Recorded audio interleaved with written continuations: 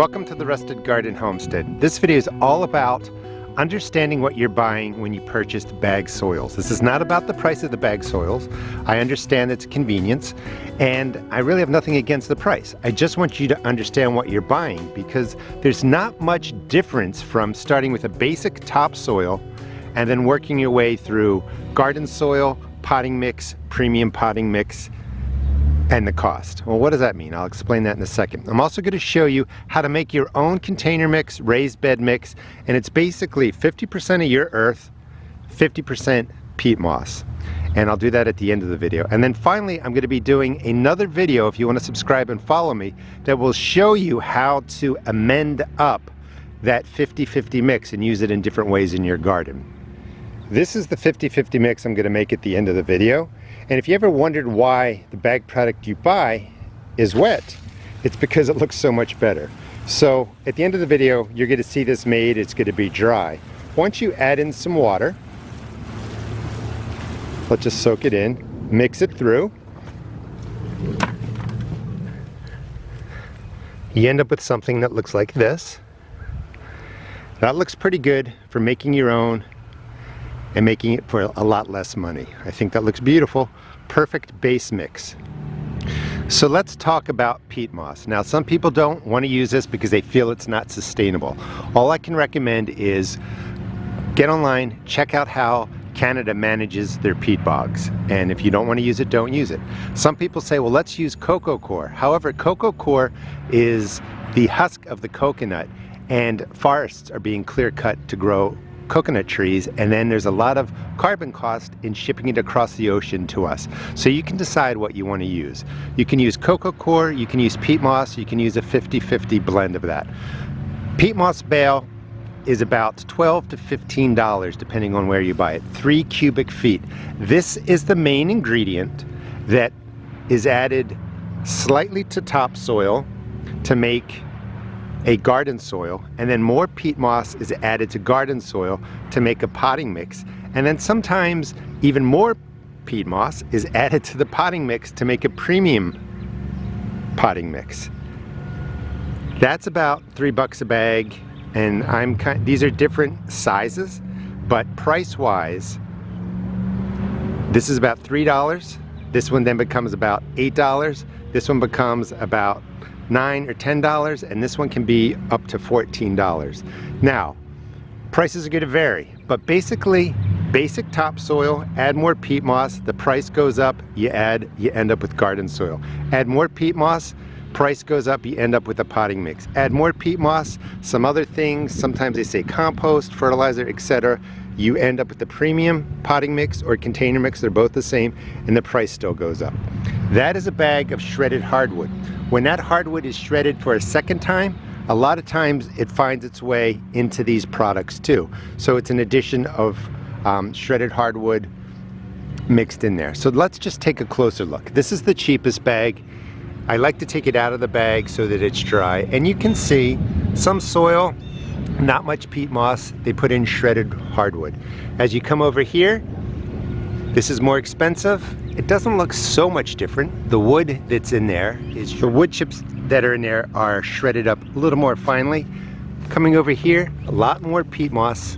That's what you see mixed in there. Some perlite, sometimes some vermiculite. There's not enough in there to make a difference. You can also buy perlite in a big giant bag for like 20 bucks, and that will last you 2 seasons if you want to up the quality of the container and potting mix that you're making. This is the most expensive, and when you reach in, when it's wet, it looks pretty good. As it dries, peat moss, wood chips in there.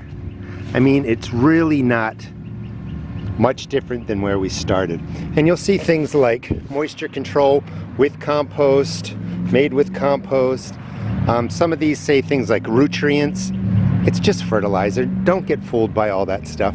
And then this is basic shredded hardwood, and they shred this a second time, make it finer, and put that into the mixes. So if you want to pay 14 bucks for something like this, 10 bucks, 9 bucks for something like that, 8 bucks for something like this, that's perfectly fine. Just understand what you're getting.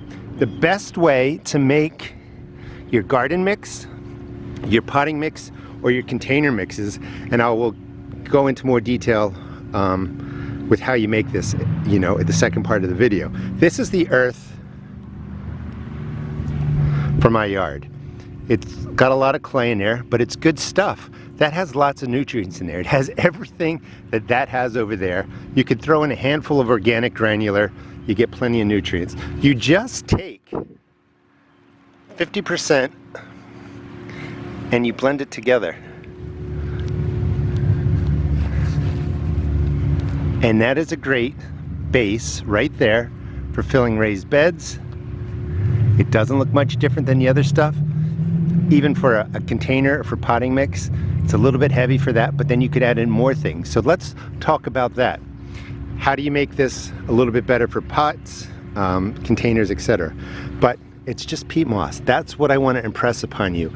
As you move across here, you pay more money for the addition of fertilizer, peat moss, wood chips, sometimes fertilizer, a little bit of compost. To save yourself some money and blend your own if you're able to. If you want to pay up for this kind of stuff, look for it to be on sale. You know, if you find different companies making potting mix, go with the one that's the cheapest, because they all pretty much end up looking just like that. Now we're going to make the 50-50 mix here in a wheelbarrow. One thing I want to show you, this is topsoil. This is actually not so bad for topsoil. It pretty much looks like the garden soil. Let me put it in camera right here. That is almost twice as much. Sometimes when you get topsoil, it's more sand, it's more earth. That's fine. But this isn't so bad for the price. So let's just start with that. I take 50% topsoil. That's what we're going to call topsoil. You could use your own earth. I like that better because it's free. It also has so much more, I think, nutrients in there. So, and you're going to eyeball it. You can measure it like in one container. You get one large container. That's an equal portion. So you fill that with the topsoil, and then you fill the other, and then you fill it again with the peat moss, and that's a 50-50 mix. So just to give you an idea, that's the topsoil. And that was like $3 a bag. Then you want to add in the peat moss or coco coir to 50%. I just eyeball it. It doesn't matter if you're 60-40, you know, 55-45. If the topsoil is better quality, like this one, you may not need 50%. And again, this is just how you make the base mix. I'm going to do another video to show you how to amend this, maybe more specifically for containers, how to add in some different things to increase the nutrient value. That's not even quite 50%, but that's going to work.